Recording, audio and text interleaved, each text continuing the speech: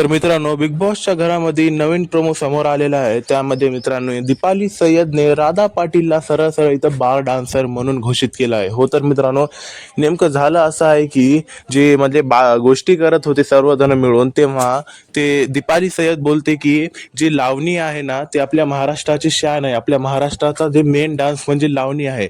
आणि ते राधा पाटीलला म्हणते ना, राधा पाटील म्हणते मी पण लावणीच करते ना.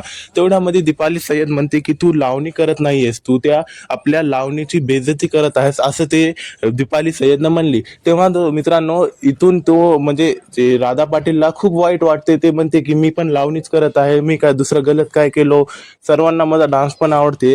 तेवढ्यामध्ये मित्रांनो, इथं दीपाली सय्यद बोलते की तू जे आहे ना, बार डान्सर जे राहतात बारमध्ये जे डान्स करतात, तेच तू लावणीच्या रूपामध्ये स्टेजवर घेऊन आली आहे. बस तुझं दुसरं काहीच घेणं देणं नाही त्याच्यामध्ये, असं जो मित्रांनो इथं दीपाली सय्यद बोलते. तेवढ्यामध्ये तिथून राधा पाटील तर उठून जातील, पण मित्रांनो राधा पाटील तिकडे जाऊन खूप जास्त रडते. कारण राधा पाटील यांचं म्हणणं होतं की मी जे करतो ते लावणी आहे, हे मला बार डान्सर कसं म्हणू शकतात. आता मी पण ह्यांची लायकी दाखवतो, म्हणजे आता राधा पाटील ह्यांच्या विरोधात गेम खेळणार आहे असं ते राधा पाटील सांगितलेली आहे. पण मित्रांनो, असं कोणासोबतही असं बोलायला नाही पाहिजे, कारण ते पण त्याचा पॅशन आहे, हे ह्यांचं पॅशन फॉलो करतात, पण हे गलत आहे. आणि ते राधा पाटील ना, ते लावणीच करतात.